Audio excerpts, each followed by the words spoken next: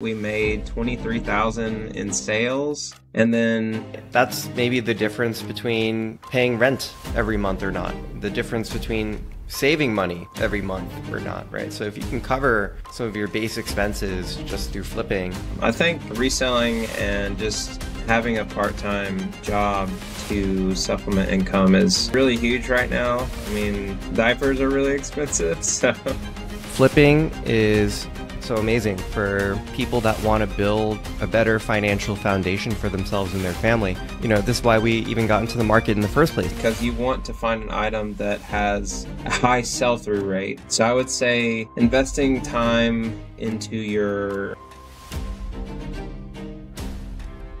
Welcome to another episode of the Couch Pod. Today, I'm joined by Caleb, the Bear in Bear and Bison Thrift, an eBay reseller, YouTube content creator, and one part of an amazing resale duo. Caleb, thank you so much for coming on to the pod. Hey, thank you for having me. I really appreciate it. The name Bear and Bison Thrift is very interesting to me. Could you maybe explain the backstory of how you guys came up with your name? Yeah, so Bear and Bison Thrift. So that's our Instagram. And then our YouTube channel is just Bear and Bison. So originally we were going to keep everything Bear and Bison, but someone already had the name Bear and Bison Thrift on Instagram. But we came up with the name Bear and Bison because me and my wife, we were both born in Great Falls, Montana. Both of us military brats, and moved around and met each other. And my favorite animal is a bear, and my wife's favorite animal is a bison. So we're just like, hey, let's just do this, Bear and Bison. And there's a lot of resellers that have flips and,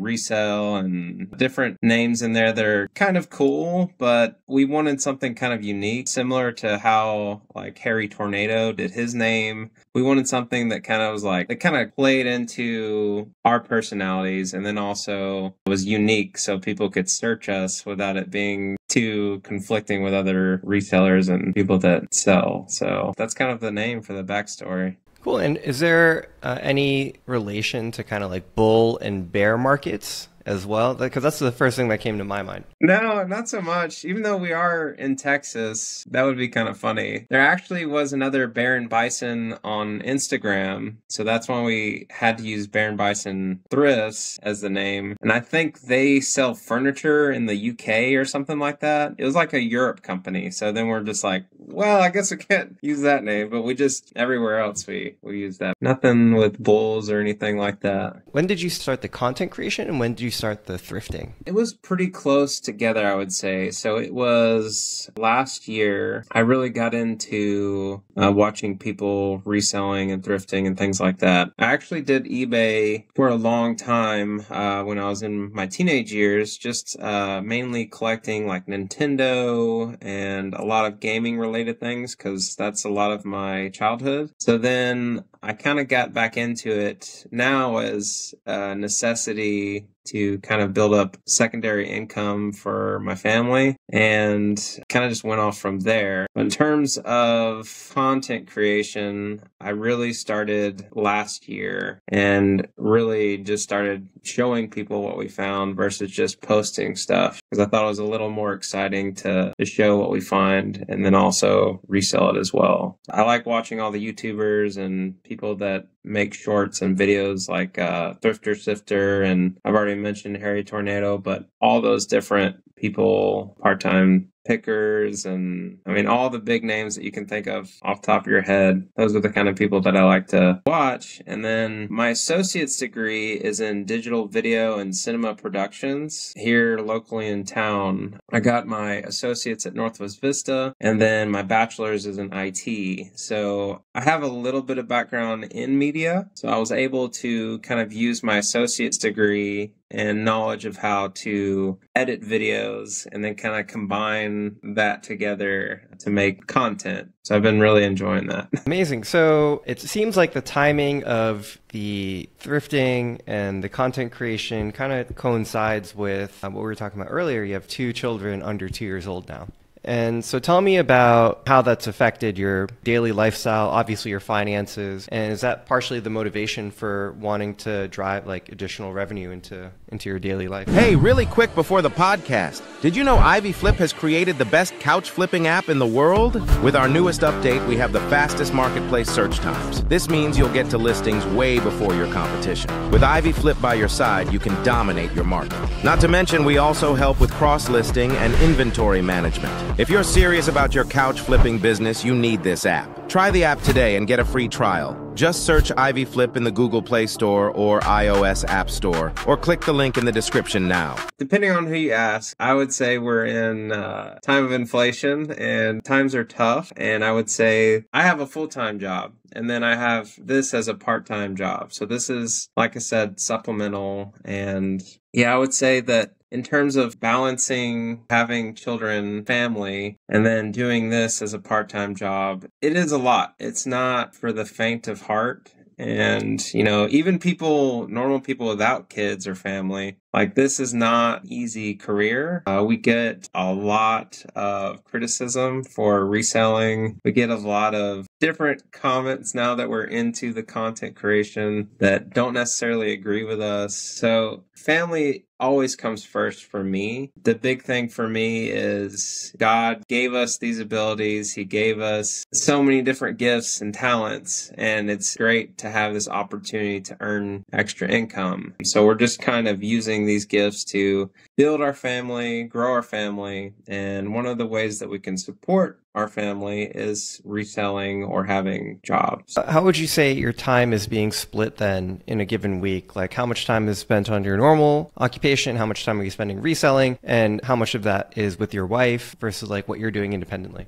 So I would say I probably spend like an hour to 2 hours every night on the weekdays. And then on the weekends, typically Saturday nights, I'll do like maybe 3 hours. So a lot of it will be, all right, we're going to go thrifting or we're going to garage sale on Saturday, Sunday. And we don't do it every weekend. There's so much inventory that you can get, even doing this part-time. So it's really just spending maybe 2-3 hours on the weekend, sourcing. And then if you have time during your lunchtime, maybe with your full-time job, you can go for 30 minutes or 45 minutes or however long you want to spend in a thrift store. If you don't want to eat lunch, you could spend the whole lunch period in the thrift store and then go back to your day job. So, but then after you do your weekend, sourcing, if you're doing this part-time, then at night, I typically take photos, posting things, listing things. And then after I have a good kind of balance of maybe 5 to 10 items a day, I try to get at least 5 to 10 things listed a day. You can have a set goal for listing. It doesn't have to be 5 to 10. You can do 1, 2, whatever you want to do in a day. And then after that, for me, is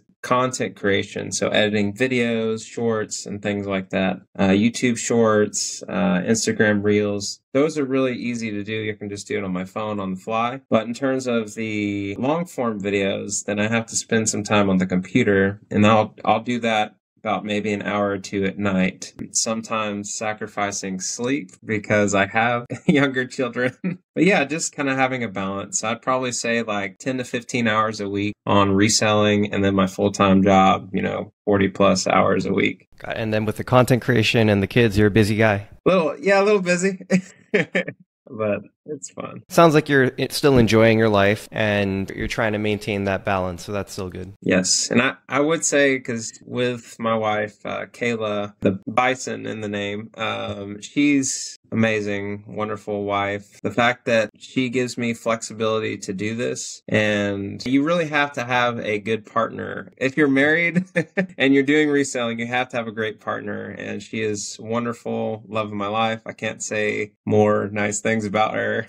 So that's great. And then also make sure with your significant other, maybe have a date night, I would suggest, and put your phone away. Don't do reselling. Don't do anything like that. Maybe watch a movie together. If you have children at our age, 2 under 2, then maybe just have a bite or snack together and then relax a little bit. Yeah, it's important to make sure that the relationship doesn't get neglected, especially if that's what's enabling you to be so busy and proactive in other areas of your life. So totally makes sense. 100%. In what ways do you think she enables you to do these things? Like, how does she support you? And, what's the dynamic in the relationship in that way? A lot of it is just she allows me to take the time to edit videos. She allows me to take the time to go sourcing. Recently, I can think of an example where she was like, hey, I've got things covered here. Go ahead and go Saturday morning, go garage selling and have some time by yourself in the morning. And I said, okay, are you sure? And she's like, yep, that's totally fine. Just take an hour or two and then come back home and then spend some time with the family after that. And I ended up meeting with my niece, and my niece ended up being in the video, so that'll be later on as well. I mean, supporting me by allowing me to have time. Sometimes she'll help me with photos. She'll take photos and help me list things. She's very good at design, so she's very good at designing. Like, she designed our logo, she designed our whole brand was created by Kayla. So she did everything. Bear and Bison was all hers. She made it beautiful, and I'm just kind of like a workhorse. So that's one thing I'll say with that. She designed everything in Canva. We got a subscription there. She's really, really talented in that way. Very artistic. That's great. I think it's so important in a partner, whether it's like a personal relationship or a business relationship, and you have a little bit of both going on. Complementary skill sets, right? I've heard of it working where you have a partner and you are both doing the same thing and you're both good at the same thing, but I think it's way better if you can find someone that sort of is the yin to your yang, right? Absolutely. So in your flipping business, you spend about 15 hours a week. How much money do you think you make in revenue in a given week? I should probably know this. I should probably calculate this out. I know last year, I can tell you that we made $23,000 in sales. And then, after taxes and fees and everything, you could probably say closer to 15,000. But we try to keep cost of goods really low, and really our idea behind flipping items is if we buy something, we try to get 10 times the value for the sale. So then we can actually make a little bit of profit. Hopefully that answers your question. In terms of like this year, I'm hoping we can project obviously a larger number. We try to make more money each year. We are still very new at this. Like, I think we're only like a year and a half into reselling. So I'm still learning more and more about how I can save on costs. And we can obviously talk about that. There's a lot of different things that I didn't think about from a small business perspective that now I'm having to like reshape and rethink my brain into actually growing this business. Yeah. So like last year, let's say you made about $1,000 plus, like $1,200 in profit each month. That sounds about right. Yeah. Okay, and then this year, maybe you shoot for something like $2,000 in profit. That'd be great. I think right now we're projected on that path. I need to pull it up, but yeah, we're definitely doing good with our numbers. We're making probably like 3 to 5 sales every 2-3 days. So that's really helping right now. We started cross-listing things, so we're making even more sales, which is good. We need to move our inventory quick. You buy it, you list it, try to sell it really fast. Yeah, and on face value, $1,200 extra a month doesn't sound like a whole lot. 2,000 is getting up there, but that's maybe the difference between paying rent every month or not. The difference between saving money every month or not, right? So if you can cover some of your base expenses just through flipping, and then you have like supplementary income, like you have your primary source of income as well, that can really make a difference for most Americans nowadays. And, to what we were talking about earlier, inflation is here, right? Like, I think if you look at some of the traditional indicators of economic health, like gross GDP, et cetera, the economy on face value looks good, but when you try to compare that to the everyday lives of Americans, people are getting squeezed. It's getting harder and harder to go out for a night to dinner, and even McDonald's is like, I don't know, $15 for a meal nowadays. Wages haven't really gone up that much. So I think a lot of people are feeling the squeeze, even though if like traditional economic indicators are not showing this kind of stagnation in the economy. Like everyday experience as Americans is really more in line with things being tight and needing maybe an extra couple $100 to cover bills so that they're not living paycheck to paycheck. So I think flipping could be huge for people in this position. Yeah, 100% with you on that. I think reselling and just having a part-time job to supplement income is really huge right now. I mean, diapers are really expensive, so when you have a family, you really do feel it more so, I think, especially right now, like you said. It does feel like I'm being squeezed right now. Even with my full-time job, I'm like, there's some tight months, and I'm just like, well, we're kind of dipping into our emergency fund, or we're moving numbers around here and there to make things work and pay bills. And with having this extra income, I'd say it's a big relief. It's a lot of work to get that relief, but it's very helpful when it comes in, for sure. Yeah, I mean, I live in Mexico now, and you can imagine my cost of living is much lower in Mexico. But at the same time, like, I thought I'd be saving more. I'm a single guy. My apartment that I'm in right now is $500 a month, 2 blocks from the beach. I don't have family, I don't have kids, and certainly I'm saving. Relative to maybe what I could be making at regular job, probably don't pay myself in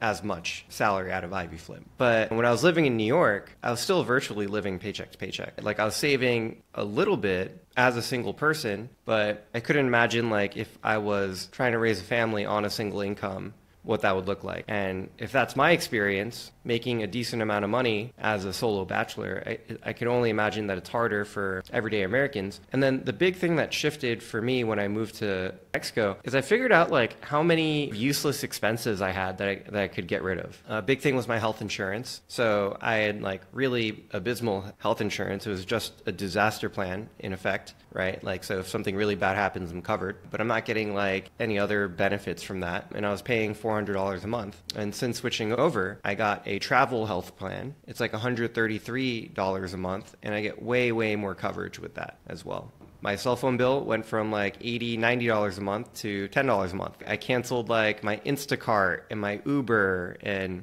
all these like my Costco membership, all these little subscriptions that I had, my Amazon Prime, things that are just kind of eating away at my bottom line without me thinking about it. My credit cards with like annual fees, these are all areas in which I was able to find like cost savings and reductions. And then my lifestyle has improved a lot too. Like I can eat out almost every day.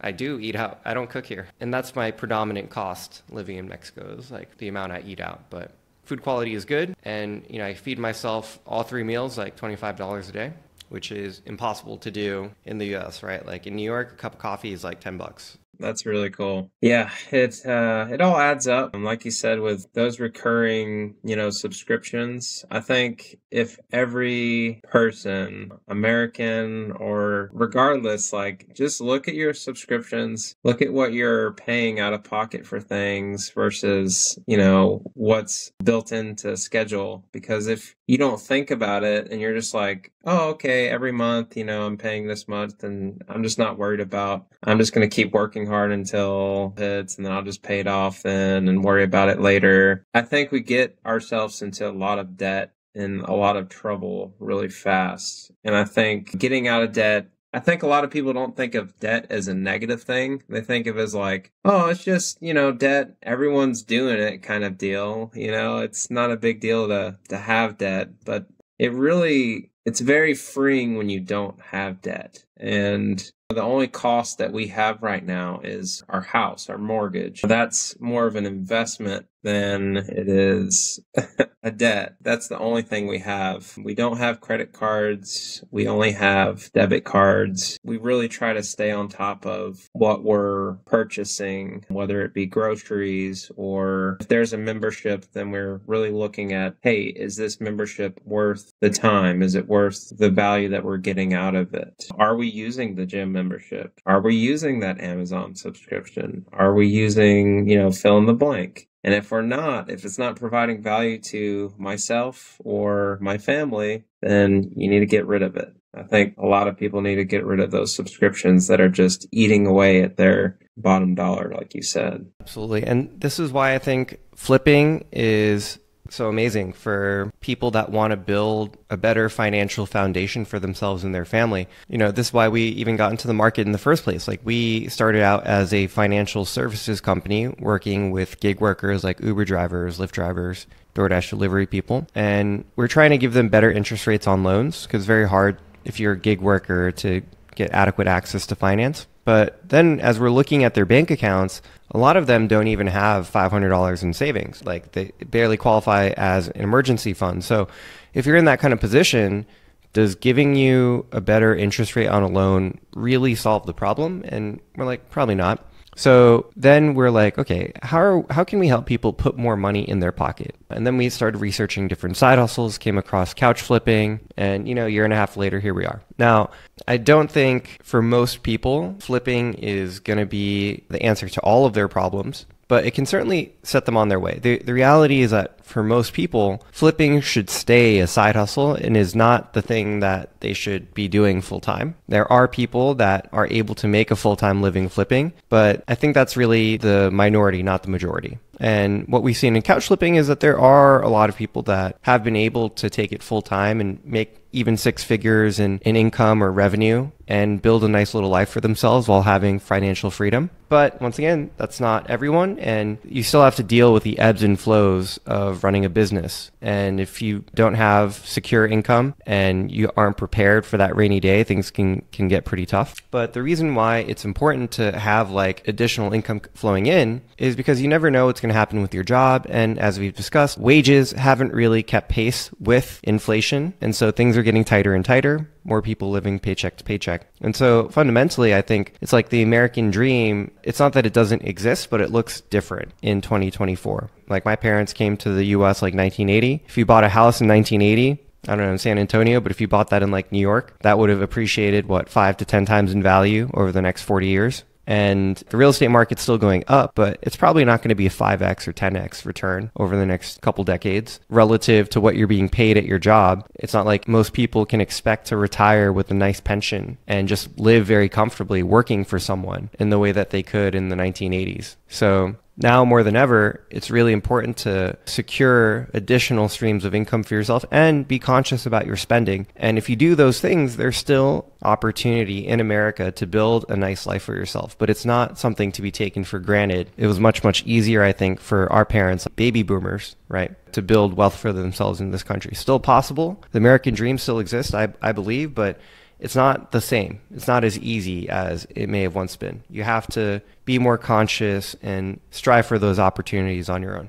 Yeah, I agree with you 100%. One thing you mentioned is like purchasing a home, and then now the value is like 10 times. And I don't know, I think it's crazy. And I read something not too long ago that basically said if you're making a salary, I think it was 1980 or something, like you making a salary $50,000 a year, you'd have to make that back then. Now you'd have to make like $250,000 or something crazy for a salary. And I'm just like, wow, that's nuts when you put that in perspective. For most people, $200,000 a year is a life-changing amount of money. But the context has changed too. I mean, when I was growing up, I used to think $100,000 a year was a lot of money. Once again, for some people, still, that would be a life-changing amount of money, right? Especially if you're living like closer to the poverty line. But at the same time, if you're living, for example, in New York City or Miami, that's just a drop in the bucket as well. That can disappear so quickly. And so part of it is like the value of the dollar has gone down. Like before, you could buy a lot more with the dollar. Once again, you might spend $15 on a Happy Meal.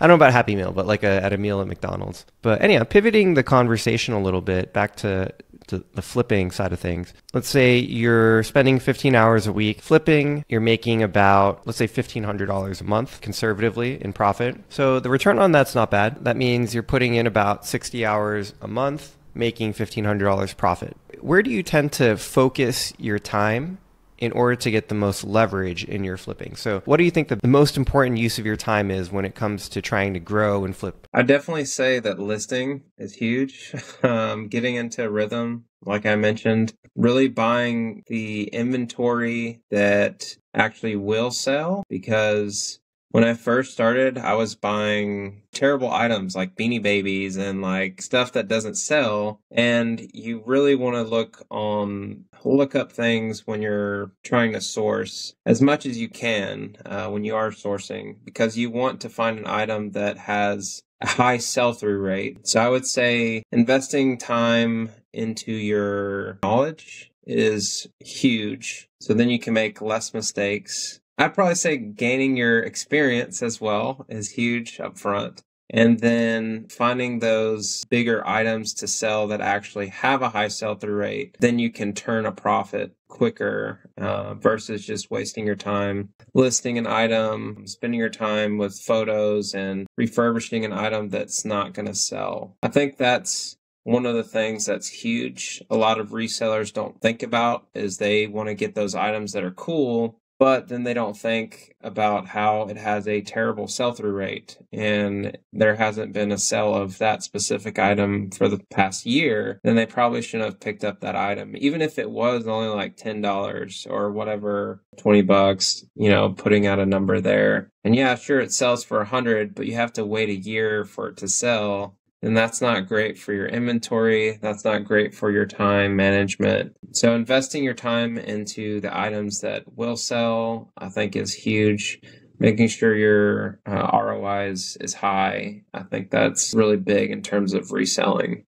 Are there any items that you specifically focus on now that sort of fit this category? Because you've said, you have this background in video games, and you're also looking for items that you can basically 10x like your sale price relative to your cost. Yeah, so I would say there's a lot of items that I didn't know about. And now that I've been doing this for a while, I'm like, oh, there actually is some money into it. Of course, you've got the low-hanging fruit. You've got video games, like you mentioned, and they're always going to be good to pick up, especially if you research and then you purchase knowing that knowledge. But I would say like some of the other items that I was kind of surprised on was like women's purses. Purses can do really good, and I get a lot of messages on purses.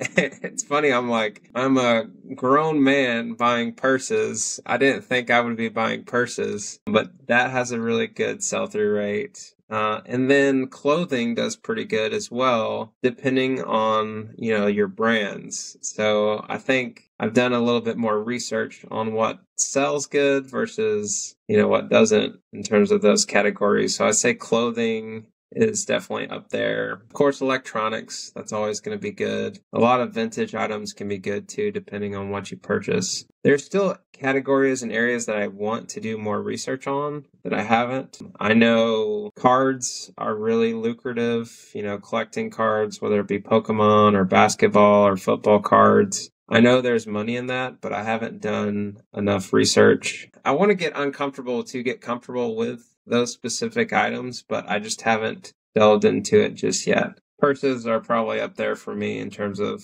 reselling. And then I just bought a bunch of sports jerseys, and I don't know anything about sports. Forgive me, but I'm not a sports guy. I don't watch basketball or baseball or any of that stuff. I might watch a little college football with my dad, but other than that, I don't know anything about sports. But I know sports memorabilia and sports goods do really, really good, especially on eBay, like platforms like eBay. So that's another area that I was like, dang, I didn't know there was that much money into sports, but people love their sports. So if you can find a jersey or, a collectible item like that, then I would say definitely purchase that. And if you can get it for the right price. Yeah, I wasn't expecting you to say purses. Sort of. How did you come across that? I think I came across it because I was watching some YouTubers, different YouTubers, and I think I saw Homeschooling Picker. I saw her pick up some purses, and she bought it. She bought, I think, one of them for like $5 or $6, and then sold it for like $500, something crazy. And I was kind of like, man, that's kind of wild. So then I just started picking up brands that I knew would be good, like Coach, for example. I bought a Coach purse for $1 recently at a garage sale, and then I sold it for like $30 or $40. And it sold really quick. And I was just like, man, maybe there is something about purses that can be good. Obviously, it's a very faked category, meaning that you'll come across a lot of fake purses. So you have to be careful with this category because you can spend some money on some high-end purses and then they all end up being fake. But I think just doing your research, looking at the stitching, seeing if the zippers say YKK, making sure all the checks are there before you make the purchase. That's key before you make an investment into that item to resell. Have you ever gotten burned on a purse? Not yet. I've been burned on fake shoes, but I haven't been burned on purses. And again, when you say like, have I been burned? It's very low cost. So that's one of the things about reselling is if you spend just a little bit on an item, it's not a huge hit for you. I think that's another really great thing about reselling is if a customer comes back and they say, hey, this $30 item that they spent $100 on is not good, then you're like, well, looking at the time and cost to ship it back and relist and all this other stuff, we'll take a loss on this and you can keep that item.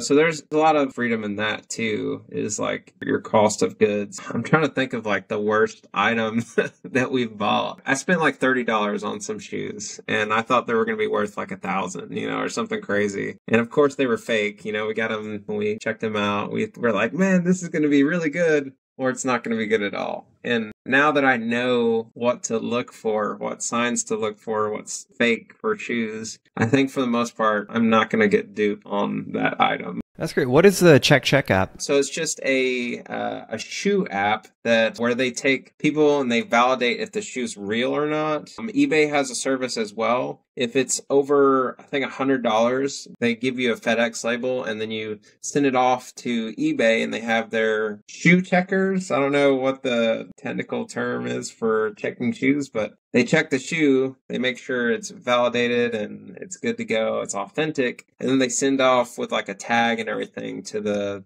buyer. And I think similar to CheckChat, where you can take photos of the shoe, you can upload it to their app, and then from there, they make sure the shoe is legitimate. And then, you can be 100%, you can like screenshot it and say, yep, I did the CheckCheck app. We had people validate that this shoe was real before we listed it. And I think that's super helpful too. When you don't know a category, it's another tool that resellers can use to check and make sure their item's authentic. Absolutely. And I think if you're selling in certain categories on eBay, they require you to send in the item for authentication in the first place as well. So eBay also has sort of a similar built-in authentication function. And so where are you finding most of your inventory for flips? It sounds like obviously you're thrifting. Do you ever look on Facebook Marketplace? Like where do you go for your finds? Yeah, so I do Facebook Marketplace every now and then. We also resell on Facebook Marketplace. Obviously, if you sell something locally, you're going to get more money out of the item because you don't have to pay for fees and shipping and things like that. So we do Facebook Marketplace. Let's see. Typically it's garage sales though. We love garage sales and items always going to be at a low cost. People are just wanting to get rid of their item anyway. I know when we have a garage sale, we're just like $1 or $5 or whatever. Like a higher dollar item is going to be like $20 at most, so you're not going to find really, crazy, ridiculously priced items at garage sales. Although I have run across some crazy prices where I'm just kind of like looking at people like, I don't think it's worth that much. And, you don't want to like be rude or anything. We just kind of have to shake your head and walk away from sales like that. We also do thrifting. So a lot of thrifting. I do like to go during my lunchtime. I'll spend 30 minutes or so and I'll just jump in and out. I'll look at a specific category, go in, there's nothing there, then I just leave and that's it. I'll go eat some food and then I'll head back to my main job. We do like to go to estate sales when we can. Typically on Sundays, they'll have,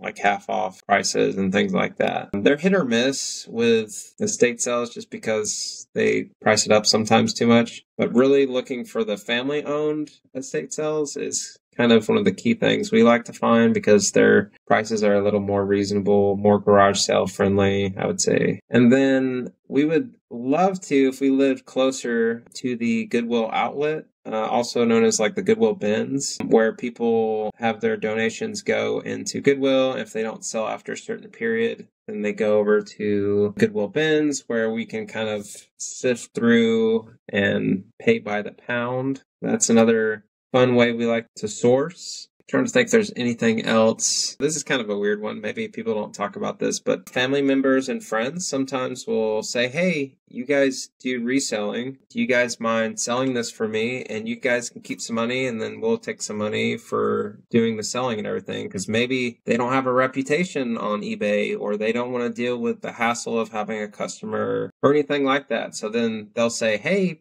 can you resell this item? And we just had some friends drop off some items to us not too long ago. And I went through which items which were good and that I could sell. And then the other ones they just donated or tried to sell themselves. So I think having a good family system is really important, especially around a business. They can sometimes give you things that they're going to donate anyway. So that's another thing that's great about reselling is that you really start to see every value of every single item in your life. And then you go, do I need this or should I resell it? That's about it in terms of sourcing. Absolutely. So kind of like a consignment model with your friends and family or people in your network. If you had to break it down by channel, like where do you think most of your inventory comes from? Like garage sales or thrift stores or what have you? I'll probably say primarily garage sales, just because that's when we can get the most inventory. We'll spend 3 or 4 hours, doing garage sales, or maybe even 2, just depending on what we have going on during the day on Saturdays or Sundays. Typically Saturdays is when we'll do garage sales. We've picked up maybe 50 to 100. We've picked up a lot of items, I'll say, during a Saturday, and you can just go out and spend $100 and you can get like 100 items. So, I mean, that's probably our best bet. Best bang for our buck is going to be garage sales just because the cost is so low. When maybe it's too hot or maybe winter months, we'll go to thrift stores more. We'll look at Facebook Marketplace more to kind of supplement the inventory, I would say. But I'd say the main channel would be garage sales. And where can people who are interested find garage sales near them? You can look on Facebook Marketplace and you can, search the keyword garage sale, and then people will literally post their address, times and dates. And then you can go through and you can mark it on your maps, like whether it be Google Maps or whatever map service you use. And then you can make a route for that day. And besides Facebook Marketplace, there's other apps, there's Garage Sale Finder. I think it's called Treasure Maps or something like that we use as well. And that's where people that post garage sales or the users actually use the app can post their garage sales. So when it's a Saturday morning or a Friday evening, I'll go on there and I'll look up what's in my area. And being in San Antonio, I have a little bit of an advantage because, there's a lot of people in one concentrated area. So then my chances of garage sales are going to be way higher than someone that's maybe in a rural, spread out area. I would say those kind of different searches. I know you can use Craigslist as well. So, I mean, there's different ways that you can find garage sales, but those are the main ones that we use for our area. And then when it comes to listing, you said previously that you do cross-listing. So tell me about that. What platforms are you selling on? We've got Depop. We, of course, have eBay. That was our primary start. Facebook Marketplace, Mercari, Poshmark, and Whatnot. We recently started doing some more on Whatnot as well. I'm trying to get more involved on Whatnot, but I haven't made a huge dive into it. But mainly those platforms are the ones that we use. There's other platforms that I could cross-list on, but those are the main ones that we use right now. And you do sell locally as well?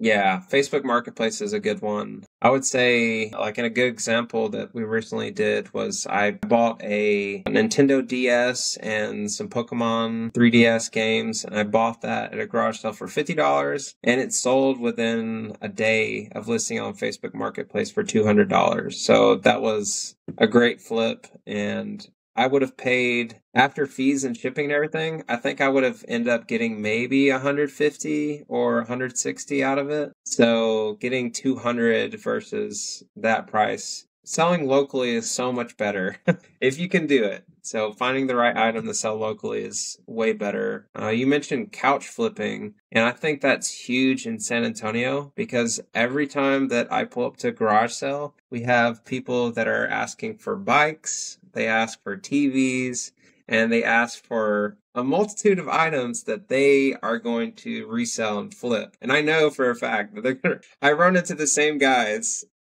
and ladies that are going through and buying these items, and they got big trucks, trailers, and they load up everything, and they're professional. I would say they're more professional than I am. I'm looking for the small items to ship out, and they're looking for those big items to sell locally, which is great. More power to them. I don't, hate on them. I think it's great that they're doing that. Really, there's a lot of value add, right? There's value add in just taking that item from the garage sale, making it available to purchase online, because maybe you can't buy that Nintendo DS near you and you have to buy it online. But for big bulky items, I think this is especially the case. Like someone's moving, they don't want it in their house. They don't want to pay to dispose of it. They don't want to sell it themselves, like on Facebook Marketplace. And so the guy comes with their truck, their trailer, they pick it up, get it out of your house. They're probably going to clean it up, make any repairs if necessary, take new photos. And then for the next person who wants it, they'll deliver it right to them. In a way, they're helping reclaim the value in this item that otherwise may end up in a landfill. So, and the upside for them is that,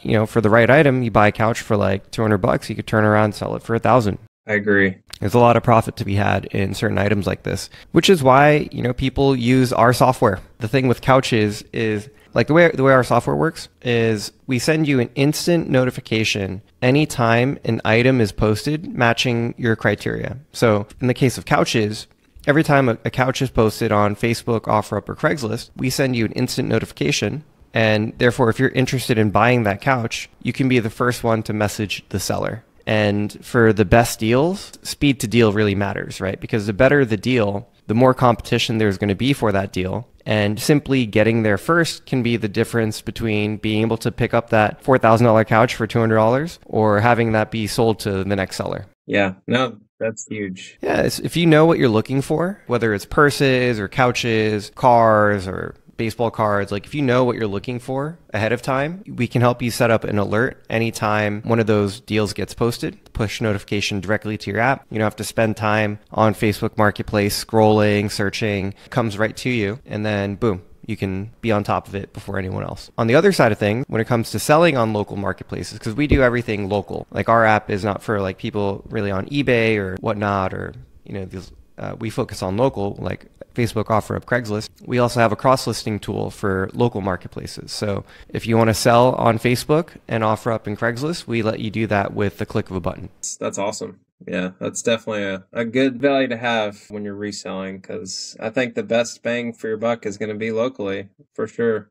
Yeah, absolutely. And I think this is where a lot of money is to be made on flipping. Whether it's you're flipping on an eBay, et cetera, it's like you're probably sourcing locally, right? Because if you're sourcing online, then the prices have already sort of been set. It's harder to find that like delta of something that is high value, low price. And when it comes to arbitrage, buy low, sell high, you got to find goods that are underpriced. And there's got to be something driving the pricing at a lower pace, at a lower rate than what it should be. Whether it's misinformation or convenience and that person just wants it out of their house. And you're probably only going to find those deals locally. So regardless of where you sell, the best deals are probably going to be found locally. That's 100%. Couldn't have said it better myself. We're almost at the hour here. Caleb, I'm curious if you could tell our audience, what is the best flip that you've ever come across? I've got two in mind in my head. The best flip, I would say, was when I went down to this guy's basement, and it sounds sketchy, but he was like, yeah, I got some video games, almost like someone pulling up with a van saying, get in, I got some candy. I went down and was like, all right, let me see what kind of video games you guys got. And it was a garage sale, standard, you ask the question, and sometimes you get video games out of it. And I bought a Wii and, a bunch of, different video games and stuff like that. But then he had a binder of older video game systems, and it was a binder of the instruction manuals, so like the booklets. And I didn't know he had this much, but he had probably like 100 plus, I think it was like 130 plus video game manuals. And I was just like casually like, oh, since I'm paying for this, do you want to just throw that in? And he's like, sure, I'll just throw it in because I'm not going to use these manuals anymore. I don't know. I think we've probably made $4,000, $3,000, something ridiculous in terms of sales on all those manuals. And it's so funny because we'll sell another manual and then my wife's like, how do we still have more of those video game manuals? And I'm like, we listed so many. So collectors love those video game manuals. So that flip was really good. And then the last one was I went to a thrift store and I bought a projector, and I actually sold it international shipping, which is really cool. So they paid for international shipping, so I didn't have to worry about the cost of the shipping, which is great. But I bought that for, I think, $7, and I sold it for $400. So that was a really cool flip. That is crazy. I mean, especially with the video game manuals, it shocked me to find out how much value. I think a lot of people don't know that there's an entire collector's market for video game manuals. So if you're ever digging through a pile and you come across them, that is just pay dirt right there. Yeah, absolutely. Well, Caleb, thank you so much for joining me on the Couch Pod today, sharing your story, sharing some of your successes, the flips that you're looking for. I think this is going to be really valuable to our audience, people who are looking to find new ways to make money and get ahead in the American rat race, if you will. I would love to follow along on your journey, and then, stay tuned for future conversations as well. Yeah, thank you, man. I really appreciate you having me. And God bless you. And God bless you if you're watching this. Amazing. And we'll be sure to have links to all of Caleb's social media and YouTube in the description below as well. Thank you for watching.